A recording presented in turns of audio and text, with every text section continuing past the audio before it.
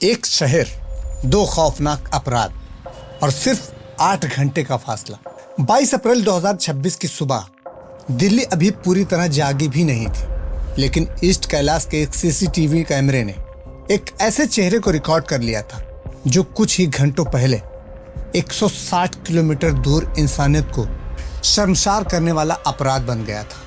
पहली नजर में ये लड़का बिल्कुल आम लगता था, न चेहरे पर डर, न जल्दबाजी, न किसी तरह की घबराहट। लेकिन इस शांत चेहरे के पीछे छिपी कहानी इतनी डरावनी थी कि उसने दोस्ती, भरोसे और इंसानियत तीनों को एक साथ कटघरे में खड़ा कर दिया। और सबसे हैरान कर देने वाली बात, ये कोई गैंगस्टर या पेशेवर अपराधी नहीं था, बल्कि सिर्फ 19 साल का एक लड़का था जिसे कभी लोग पढ़ाकू, सीधा और भरोसेमंद समझते थे। लेकिन उस सुबह राहुल मीणा सिर्फ भाग नहीं रहा था, वो अपने पीछे 2 शहरों की तबाही छोड़ चुका था।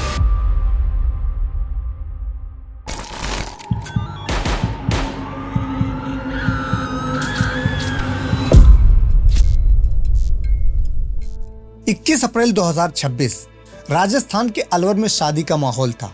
म्यूजिक, रोशनी और लोगों के भीड़ के बीच राहुल मीणा भी मौजूद था। उसके साथ उसका दोस्त विष्णु भी था।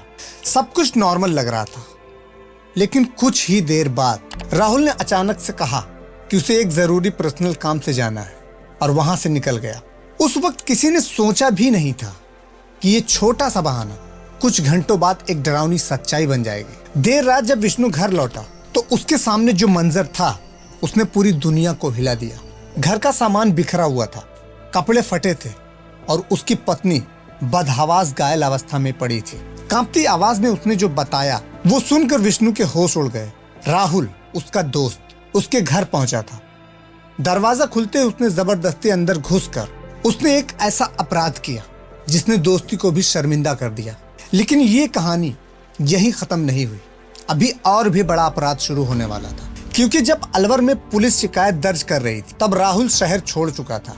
वो सिर्फ बचने की कोशिश नहीं कर रहा था, वो अपना अगला कदम भी सोच चुका था। 22 अप्रैल 2026 दिल्ली के कैलाश हिल्स में रहने वाली 22 साल की ईशा अपनी रोज की तरह सुबह जल्दी उठ चुकी थी।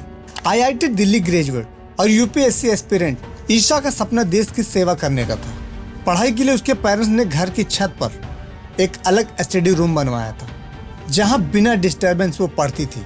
उसके फादर सीनियर IRS ऑफिसर और मदर डेंटिस्ट थी।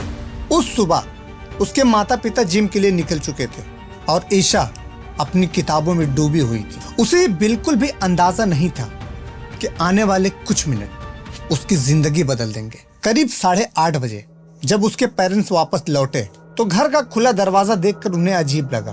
उन्होंने ईशा को आवाज भी दी, लेकिन कोई जवाब नहीं आया। जैसे ही वो अंदर बढ़े, नीचे के कमरे में उनकी बेटी खून से लथपथ पड़ी थी। वो घर जहां कुछ घंटों पहले सपनों की उम्मीदों की दुनिया थी, अब खामोशी और दर्द में बदल चुकी थी। पुलिस तुरंत हरकत में आई। क्राइम सीन्स ने कई सवाल खड़े किए। ऊपर बने स्टडी रूम में खून था, जबकि बॉडी नीचे मिली थी। ड्रैग मार्क्स साफ बता रहे थे और बॉडी को नीचे घसीटा गया। पोस्टमार्टम ने और भी दर्दनाक तस्वीरें सामने रखी। मल्टीपल इंजरीज, टूटी हुई नाक और स्ट्रेगुलेशंस, हर एक निशान बता रहा था कि ईशा ने आखिरी सांस तक हार नहीं मानी। लेकिन यहाँ सबसे बड़ा सवाल ये है कि कातिल कौन था? जवाब CCTV फुटेज में छुपा था। सुबह 7:22 पर एक लड़का घर से निकलता दिखा। उसके कपड़े बदले हुए थे और हाथ में एक बैग था। चेहरा साफ नहीं था, लेकिन पुलिस ने फुटेज को घुमाया। फिर एक और कैमरे ने पूरी तस्वीर साफ कर दी। ये कोई अजनबी नहीं था, ये वही राहुल मीणा था। उसने ईशा से पैसे मांगे। मना करने पर बहस शुरू हुई और कुछ ही सेकंड में मामला हिंसा में बदल गया। टेबल लैंप से हमला, स्ट्रगल और फिर वही दरिंदगी जिसने एक होनहार जिंदगी को खत्म कर दिया। लेकिन क्राइम यही नहीं रुका। मर्डर के बाद भी राहुल नहीं रुका। उसने बॉडी को नीचे घसीटा, लॉकर तक ले गया और खून से सने हाथों से बायोमेट्रिक अनलॉक करने की कोशिश की। जब वो फेल हुआ तो लॉकर तोड़कर कैश और ज्वेलरी लेकर खुद कपड़े बदल कर घर से निकल गया, जैसे कुछ हुआ ही ना हो।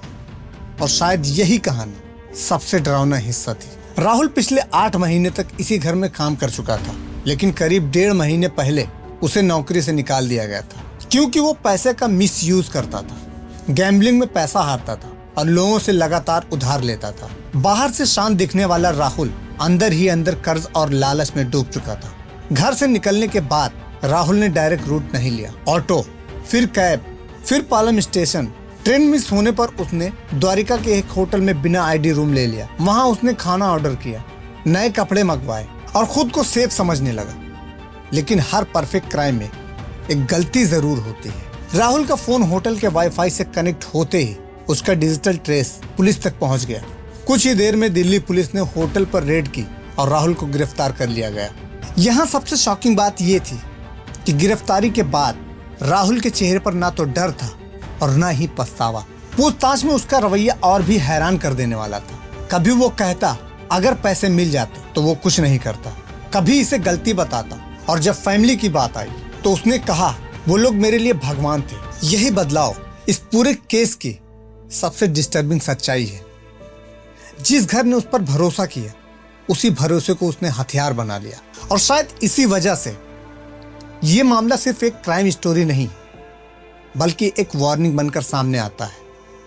क्योंकि शैतान हमेशा अनजान चेहरा नहीं होता, बल्कि ये वो भी हो सकता है जिसे हम पहले से जानते हैं। तो दोस्तों, ये थी हमारी आज की स्टोरी। आपको ये केस सुनकर कैसा लगा कमेंट्स में ज़रूर बताएं, और अगर वीडियो पसंद आया हो तो उसे लाइक भी ज़रूर करें। हम मिलते हैं अगली वीडियो में।